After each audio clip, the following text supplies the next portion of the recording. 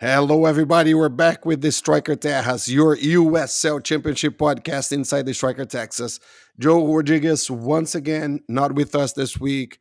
I don't know. I don't know his priorities, but we'll talk more with him later on this week. Let's make sure we got him next week. We might be trying to do a podcast this week on Thursday again, just because of the Open Cup games that are going to go on. We're going to talk a little bit about that. But before we go into all those details, good afternoon or good evening, Jonathan. How are things down there in San Antonio? Very busy with the league match this past weekend, an Open Cup match on Tuesday night, and late last week, some pretty big and shocking news coming out of San Antonio that I wrote about. But I'm managing to stay above water, so All I'm right. surviving. That's it. That's it. We're surviving. We got a lot of soccer to watch, which is pretty cool. That's great. Edson Ochoa with your Yes, sir. traditional Tigres jersey. How is everything, my friend? Well, I think the RGV Toros had a much needed break this past weekend. Obviously, for the fans, a Saturday without the Toros really isn't a Saturday. But I think from what we had seen, the lack of rotation, I think they really needed this weekend off to kind of recuperate. Some of the players that have been out, especially when we've got the Open Cup match on Wednesday on the road. I was gonna say that before we even talk about the games that happened this past weekend. Let's talk about that specific. That break might have been in a very good moment, right? The team traveling all the way to Mhm. North Carolina, playing an away game on Open Cup, and we're gonna talk about Open Cup a little bit more. But like you said, a very important break for a team that has been very unstable over this beginning of the season. Might be a good thing for them to get this break. Correct, especially with the fact that after the South Texas Derby, RGVFC lost another player due to concussion protocol in the name of Frank Lopez. And so, with the limited roster depth on the attack, you were pretty much left without any strikers at all. Add to the fact that your other two strikers that the team has on the roster have not been fully given the 100% by the league, as they're not even in the league website's official team roster for the Toros. So it was going to be really really tough to be able to play without a striker. From what I've been told, they did play a friendly, so they're not going to be without any action per se, but it does give Wilmer an opportunity to kind of move around his roster and see what he could use in case he still cannot have Frank Lopez in the game against North Carolina. All right, so let's do this before we I talk think about you're muted. USL. I'm muted. Now you're Mm-mm. muted. You weren't before. Oh, I'm muted now. Okay, we're back. We're back. All right. All right. I don't want to. We don't want to edit this, so we're gonna leave it on. So if you're listening to this, this is just a normal challenge when recording a podcast from different places in the state of Texas. But let's do this before we start and we go back to a review of the games of this weekend with the USL Championship and talk a little bit about the USL Championship games that are going to happen over the weekend. Just because we have this midweek important dates, which is Open Cup, I want to explore with you guys a little bit about the importance of Open Cup. Explain to our listeners what Open Cup is. Uh, and if for some reason you're listening to this on Thursday or Friday, those games already happened. So you can go to the Striker Texas and see our reviews of the game and know what went on. But it still is, I think, an important part to listen, especially if you don't know what Open Cup is. So, just an overall view, Open Cup, I would say, is maybe one of the coolest tournaments in the whole world. Is one of the few that you have amateur teams playing against professional teams, right? So, I am the vice president here in Austin of the men's soccer league, the local adult league.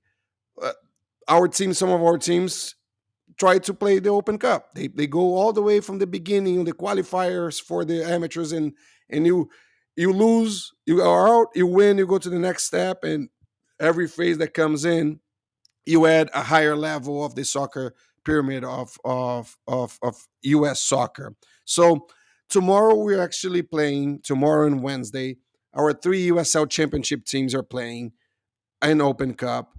It's technically called the second round, although there's many more rounds, like we said, for the amateur teams before we get to this. But officially, the Open Cup starts with the first round that were only amateur teams, basically, and semi-pro teams.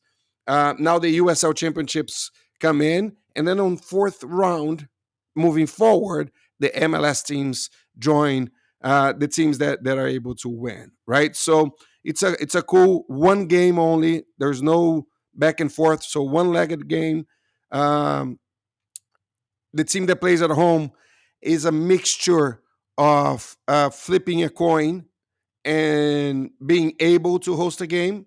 So a team has to apply to host a game. That's how it works. Okay, so and if both teams apply to host the game in Open Cup, then they flip a coin to see who's going to be hosting that game, and that's how it works. Okay, usually uh, that's a little bit of the part that I don't like about Open Cup. I'm on the was always on the part that I always felt that the lower league team should be hosting the higher league team, no matter what. I think that creates a little bit of more balance, more excitement, right? If you get an amateur team going to play with FC Dallas, for FC Dallas fans is not necessarily as exciting as it would be if FC Dallas would be going and play in a lower league stadium, right? So that's only my only criticism about Open Cup, but I love Open Cup, and it's truly a tournament that every USL championship wants to win.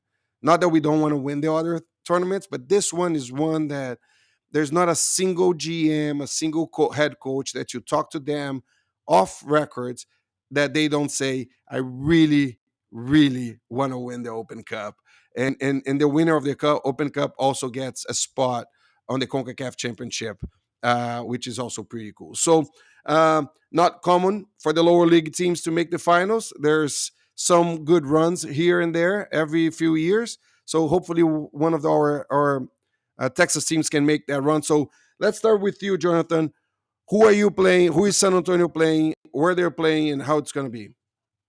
So San Antonio FC on Tuesday night will host Defeaters Kicks SC, team, a local qualifier from up in the Dallas-Fort Worth area, who beat Denton Diablos in the previous round 2 weeks ago, 3-2 in a wild first half. Wild game overall, really. All 5 goals scored in that first half, and then 3 red cards in the second. And Fun it's game going to watch. I can only say that. yeah, I went back and watched the first half today, and wow, it Yeah, was not the best quality soccer, I will say, but exciting, great for a but neutral. that's it.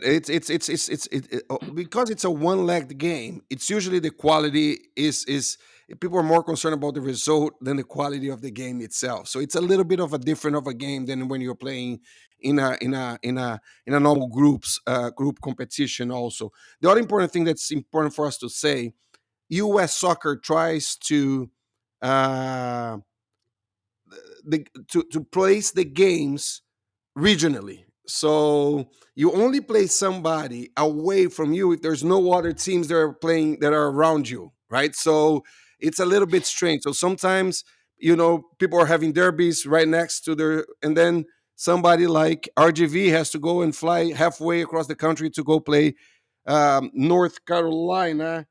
What's the name of the team? It's North Carolina North Carolina FC.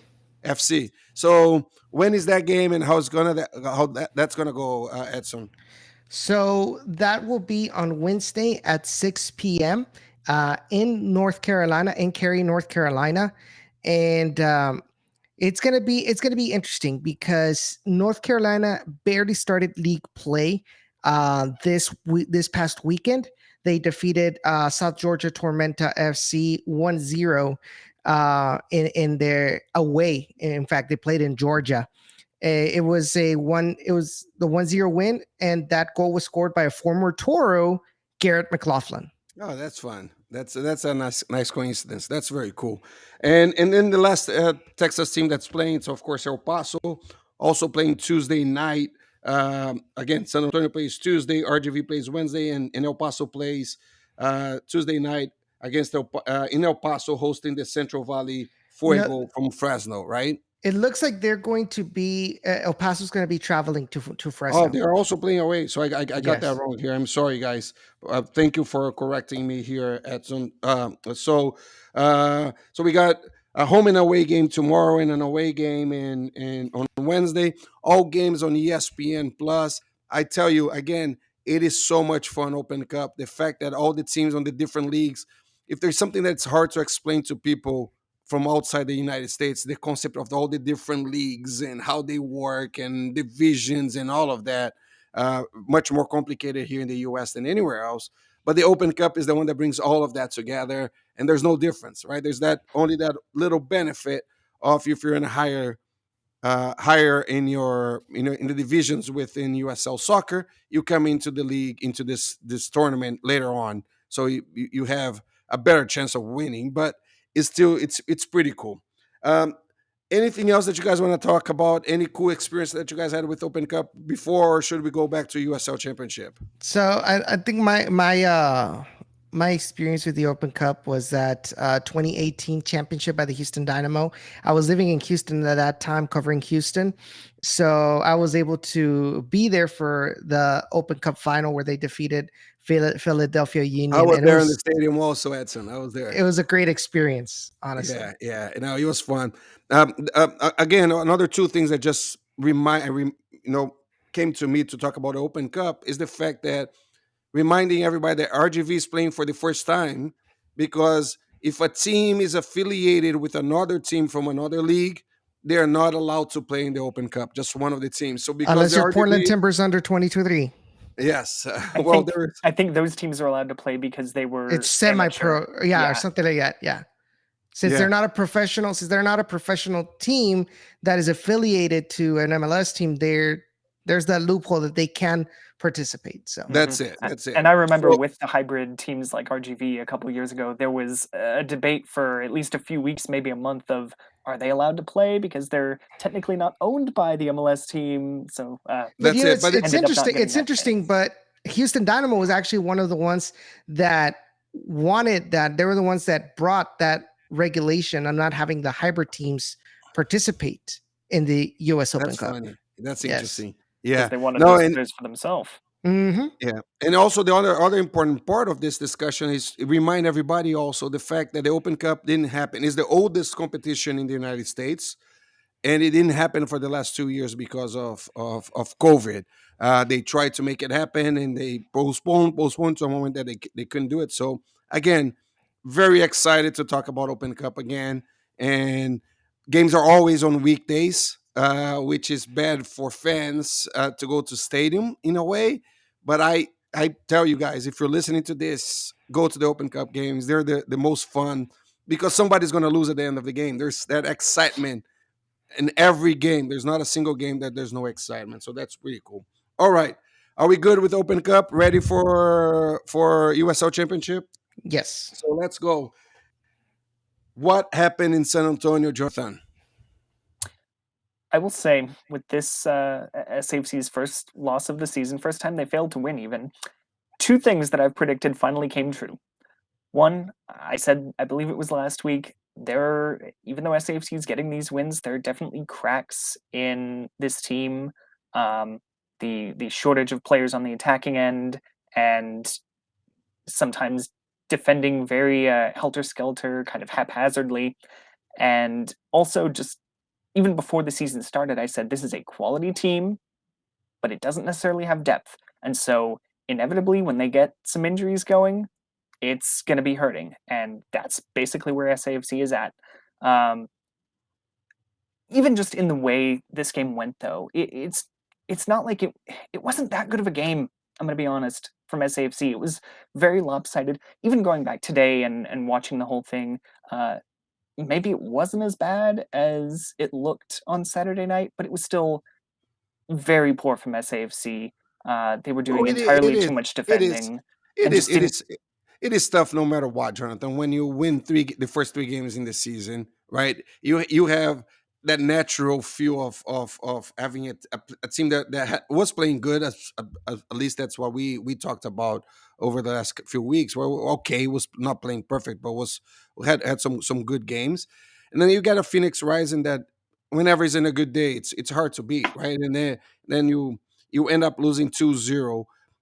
Did you feel a disappointment within the staff and the team afterwards, or do you feel that it was kind of normal at the point of the season? Yeah, they're not going to read too much into this loss. There's kind of an understanding that this is a process, and look, SAFC had some rough times at the start of last season and put things together by the end, but we can't assume that they're going to put it together. We can only talk about how things are going wrong right now. And Yeah. SAFC just did not have a lot going forward in attack. They had 5 shots total on the night. One of them came in the first half from Shane Beckford. In the second half, center backs Fabian Garcia and Mitchell Tainter each had one. And academy player Henrik Sakshag, who came on in the second half because SAFC's offense is that short-staffed right now, he got 2. So, meanwhile, Phoenix themselves had 9 shots on target. Not total shots, shots on target, almost double what SAFC had Yeah, on I or was off surprised target. when I saw the stats after the game. Also, it was strange. Yeah, and I think one of the other problems is coming into this, Phoenix was struggling a bit, not necessarily looking that great, looked vulnerable on the counter, and I don't know if it was just for this match or if they're going to look that good going forward, but they seem to have things together again. Um, Cool. Defensively, they were a lot stronger, and I will also give not necessarily a shout out, but if there was any bright spot from this match for SAFC that you can't really contest or add any asterisk to, it's Jordan Farr. He came up with 6 saves and some really fantastic ones. The fact that this was only a 2-0 loss is mostly his doing. It could have been a lot Okay. worse. Well, that's a very important point that you're bringing, right? I do think that if you end up losing 4 or 5-0, that would be tough, no matter what. I think the 2-0 is unacceptable at the moment of this And season. that's Yeah, kudos also to San Antonio to be able to fill your depth in the goalkeeper position with really talented players, because you would have never thought that Christian Bonilla would have unexpectedly retired the way he did in the middle a couple of days before the match. And for that reason, or injury, red card, or in this special case, you have somebody else to back up that's that's equal. high level. Yeah, yeah. Exactly. Well, that was the article that Jonathan wrote on the beginning of the season, right? The I don't think any team in the U.S., including MLS, has had such a good depth in the goalkeeper position like San Antonio had in the beginning of the season. It's really impressive, and it paid off. It looks like, well, didn't save the 3 points, but at least saved from an embarrassment, which wouldn't be good at this point. Going Um, forward, it's good that they've got that backup, even if it didn't work out on Saturday. that's it. Mhm. That's it. We all agree. Edson, you had the chance to cover the game between San Diego and El Paso, a 3-2 loss for El Paso, one more loss of El Paso. Um, Correct. you covered that. Joe, like we discussed before, he was off this weekend. Um, what to say about this team? What's going on? Well, um, to be honest, I feel that this team still lacks, defensive cohesion in their search of playing interesting, attacking football. It seems like their outside backs just go up there, and they don't have the center backs to be able to withstand, going up against PC players like Tomas Amang. And that's exactly what happened.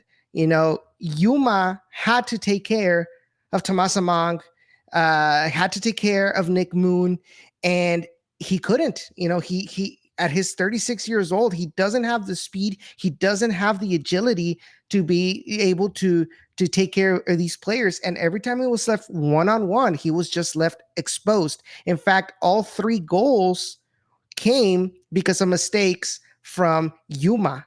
Eh, eh, Whether it was uh, decisions of not being able to block the ball and let it go, let it go out of bounds, like in the third goal, or even just decisions on where to position themselves to go up against a speedy player. You give Tomas Among that much space to be able to find somebody cross it to. You can't really do that. And the fact that and that San Diego was pressing high up in the first game, or in the first half, they didn't know how to get the ball away. And you also add to the fact that there were a couple of times where it seemed like El Paso wanted to come out from their own box with flair, and making these 1-2 passes when they didn't have the space, and they would lose the ball really, really, really easily. So in the second half, once you brought in Eder Borelli, it seemed like there was a lot more organization out in the back. It seemed like El Paso had more opportunities up on goal. In fact, the first 15 minutes, I think I put it in my recap, the first 15 minutes, they had like 6 shots in total, including a specific play where it was just in those couple of seconds, 3 opportunities that were either saved by the keeper or the defense was able to block. But in the end, it seemed like even though they were winning 3-1, the last 10 minutes of the game, it seemed like El Paso, just like in the game against Las Vegas Lights, it seemed they had the opportunity, they had the momentum to get close like they did with 3-2, and then probably get an equalizer, but their finishing just wasn't there yet to be able to get and salvage at least 1 point at Torero Stadium. So Edson, by what you watch it on this game, and I think you started your comment or something like what I'm going to ask you is, uh, talking to Andrew Forrest in the beginning of the season, right? They wanted from this team something that I wanted from the board back then, which was entertainment soccer. I want to take the risk on losing 5-4 instead of guaranteeing a 1-0 win, right? We know when you're looking for that, it is very hard because you expose the defense, and if things don't go well, you lose. But at the same time, and El Paso was able to do that on the last 3 games. They have been scoring a lot on the last few games, right? But people are scoring more on them. Do you think that the only thing that's missing for this team, by what you have watched it on this game, and I know you watched parts of the other games before, since Joe is the one that covers El Paso, uh, do you feel that they're only missing to fix that defensive system to be able to deliver what they're being trying to do? I think they need players that more aligned to what John Hutchinson wants for this team. You can't rely on Yuma to be able to take on 3 attackers minimum with only a line of 2, with Okay. him and somebody else. So you need somebody that's agile, somebody that's quick in this case of 1v1s. And I think, like I said, this is going to be something, and I said it in previous episodes. I think El Paso needs at least this year to see what they need to bring in, who they need to release that still has that mentality of what Mark Lowry had these last couple of years, and that's including Yuma, whose characteristics benefit more of defensive oriented, like Mark Lowry, and bring in somebody that's more nimbler, for next season. So I think it's for the rest of the season. I think it's going to be more of the same for El Paso Locomotive, where it's going to be more than likely that you're going to get outscored by more than 2 goals uh, by your opponent, Yeah. and try to find a way to catch up, but just not being they able to they, get they, there. they might have a break this weekend, which is, I always concerned about saying that on USL Championship, because there's never a very hard game and never a very easy game. It seems that all teams varies a lot the quality, but it seems that they might have a break this weekend. They're playing the Monterrey at home, right? So they're hosting Monterrey this weekend at home, uh, uh, in Southwest Stadium. Um, and Monterrey has one victory and three losses in 4 games, right? Mhm. So they're on the bottom of the table, not on the bottom, but they are down there. A difficult year for them. It is an expansion franchise, which makes it even harder for them. So they might have a break this weekend, and But hopefully that. the way I Yeah, see it is that Monterey Bay, their results have been close to top teams. yeah, Colorado Springs Switchbacks, Phoenix Rising, even Sacramento Republic. They got their win against Oakland Roots. But I think that maybe head to head, I still see Monterey Bay just a bit above El Paso Locomotive. that's interesting. We'll see how that goes. It's gonna be, but again, I think if you want to, the situation that they are now, if you can play somebody that's on the bottom of the league one way or the other, it should it creates some kind of expectations a little bit higher. Um, since you're already on the mic there, Edson. RGV is hosting um, Laurie, Mark Laurie with In the 11. Indy 11. What to expect that after a trip to North Carolina? I think it's going to be difficult because I think both teams are going to come in this game with pressure. The pressure of not of their results not being as what the expectation is. With Mark Lowry, with after so much success with El Paso. And he's winless in Indy this year, right? He has 4 games, 2 ties, and 2 losses. Is that am I right? Did I get this right this time, or am I wrong? I think He's I'm got right. he's got a draw against two draws against Louisville City and LA Galaxy 2, lost against Loudoun United and lost against Tampa Bay That's it. Rowdies. Yeah. So they're 0-2-2. So they're going to be really under pressure for that win. That game is in the Valley, right, Edson? Correct. It is going to be here at HEB Park, and I think the What biggest day? question, What day and what time do you have that? it will be on Saturday at 7:30. Okay, cool. ESPN Plus for everybody. Correct. And I honestly, the biggest question is going to be who's going to be able to recover in this break, who's going to be able to recover from those that were injured, excuse me, or if we're ever going to get those strikers that are still pending approval, if we're going to get him in time for this game against Indy 11, at least get some depth and give some of these midfielders like Isidro, like Emilio Icaza, and even Dylan Borjak, maybe some rotation with more experienced players like El Gringo Torres or Eric Pimentel out in the center back position. Yeah, San Antonio FC redoes the trip from the final of the Western Conference last year. Flies to Orange County. Um, does this game has a little bit of a revenge feel to that game, Jonathan? None that I've really felt yet. I mean, I maybe I'll ask SAFC if I get the chance to later this week, but I would almost guarantee that they would downplay it. It's any other opponent, and to an extent that's true. But from the fans' perspective, at least, yeah, it is kind of going to be seen as a chance for revenge, maybe. Um, I'm not going this time, but in a sense, I won't be up for 24 straight hours, so that's kind of a positive. Um, the thing that I'm most curious about with this match, though, for SAFC is who's going to play, who's going to be able to play, because After this has Open been Cup. a long week. Yeah, and like I've said, they've already got a bunch of injuries mounting, particularly on the attacking side. Even in this last match, David Loera, one of the few bright spots so far this season, uh, he had to go off with an injury. We don't know if he's going to be fit for Tuesday or Saturday, but either way, it's been a grueling week for SAFC, and I wouldn't be surprised if they were limping into Championship Stadium in Irvine.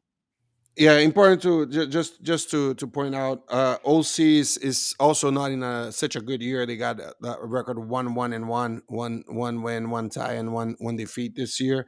And the good thing in the other sense is that all of the USL Championship teams are playing Open Cup this week, right? So everybody is under the same pressure on playing on Wednesday, Tuesday, Wednesday, and then play on the weekend.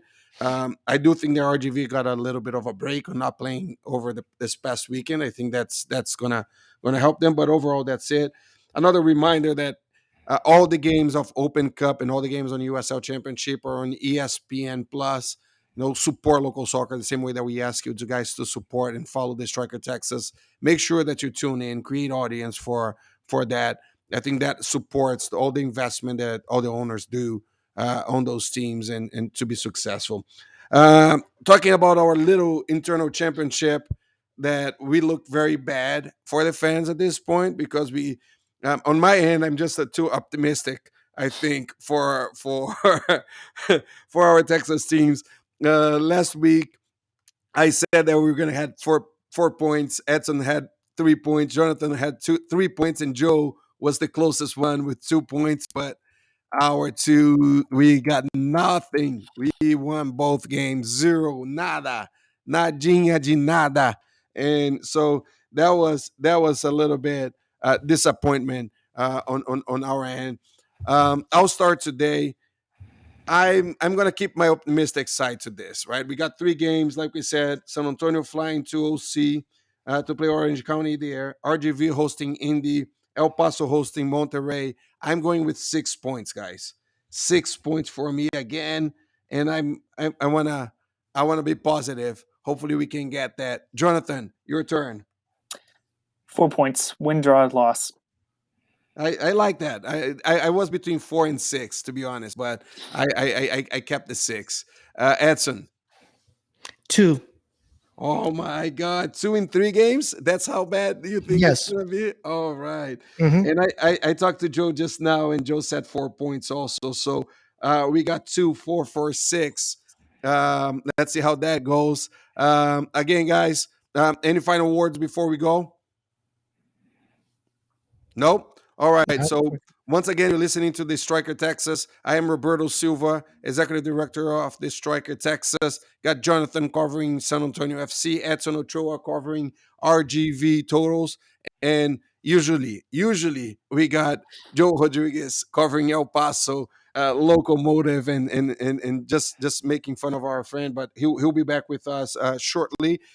This is the Striker Tejas, a podcast of USL Championship inside the Striker Texas. Support local soccer, subscribe, follow us on social media. Thank you, guys.